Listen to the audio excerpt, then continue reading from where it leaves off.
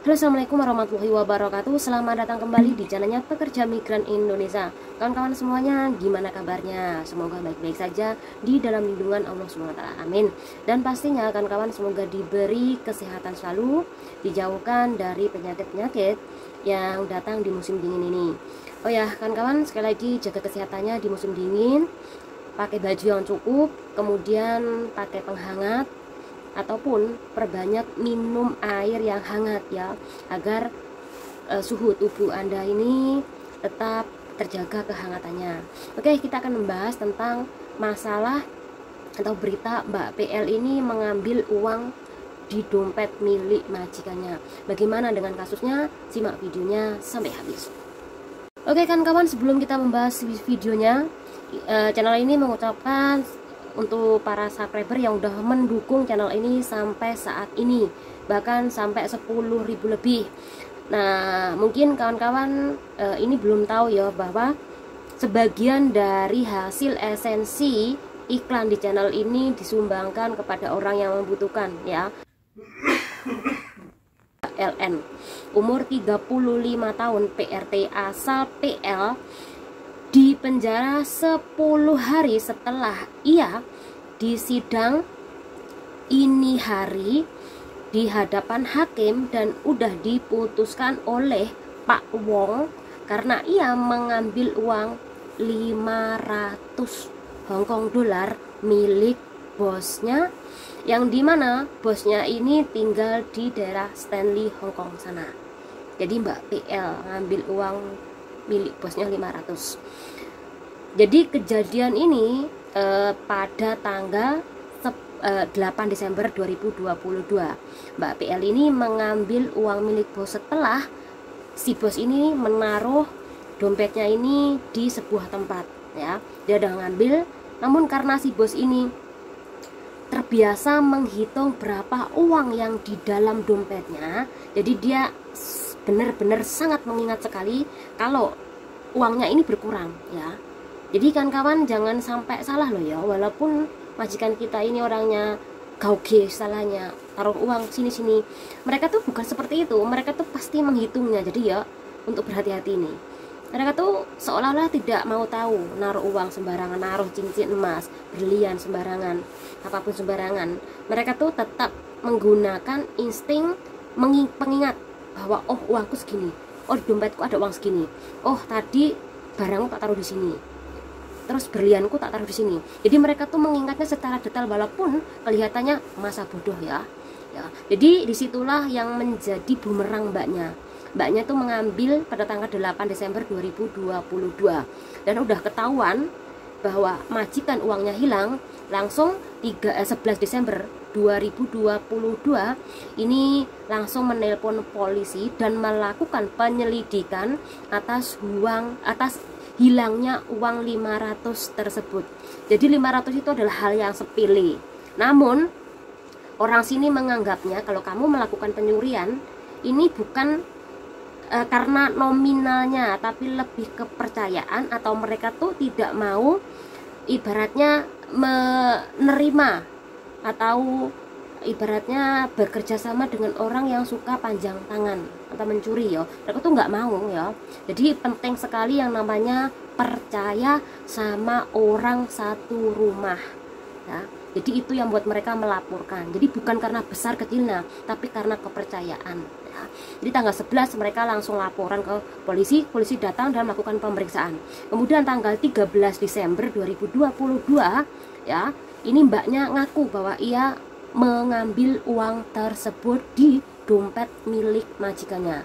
Selepas ia mengaku, maka mbaknya ini ditangkap, dan setelah itu tanggal 15 Desember 2022 ini diputuskan mbaknya ini harus dipenjara selama 15 hari.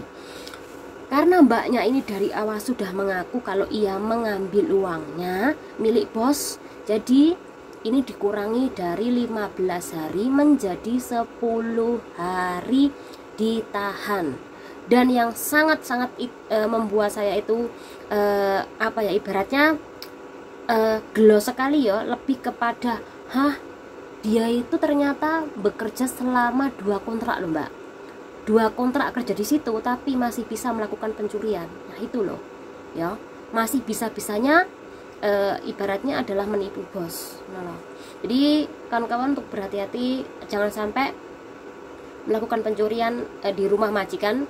Kecil atau besarnya barang, bagi mereka ini bukan menjadi masalah utama, tapi kepercayaan dan mengambil CC ini orang yang lebih dipercaya ya, daripada ya ibaratnya memelihara orang yang setiap saat ini bisa menerkam mereka. Jadi mereka tuh berpikir 2 kalinya di situ, bukan masalah besar atau kecilnya barang yang ia curi. Jadi sangat disayangkan sekali 2 kontrak tapi yaitu mencuri ya. Nah dari kasus ini sekali lagi berhati-hati kalau Anda ini ibaratnya adalah barang milik bos atau cincin atau berlian jatuh ke bawah, kemudian Anda mengambilnya menaruh balik tanpa pengaman. Ini juga harus berhati-hati ya, apalagi kalau Mbak ini dalam keadaan mau finish kontrak dan mencari majikan. Jadi barang-barang seperti itu kalau jatuh di tanah atau ada uang jatuh di lantai, jangan diambil ya, siapa tahu itu adalah jebakan. Nah,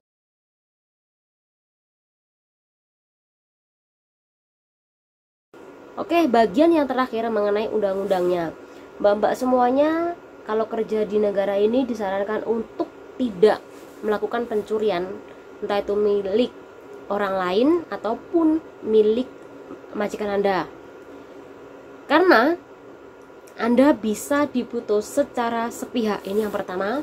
Kemudian yang kedua, Anda bisa dipenjara kalau majikan tidak memaafkan.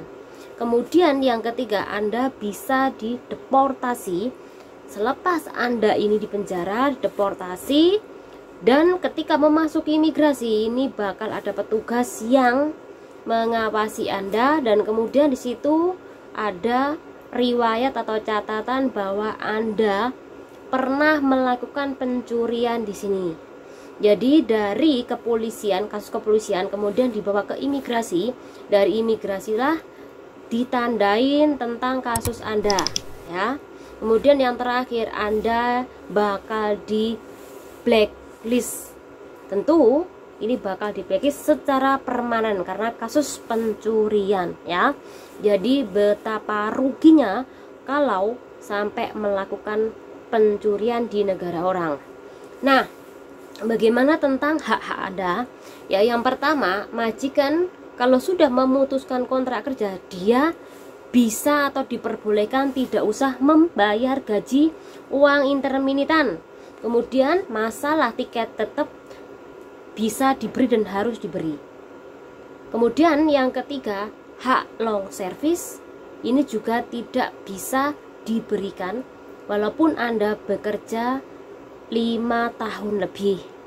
Kemudian selanjutnya yaitu hak cuti tahunan, ini tidak bisa dituntutkan kecuali majikan berbaik hati.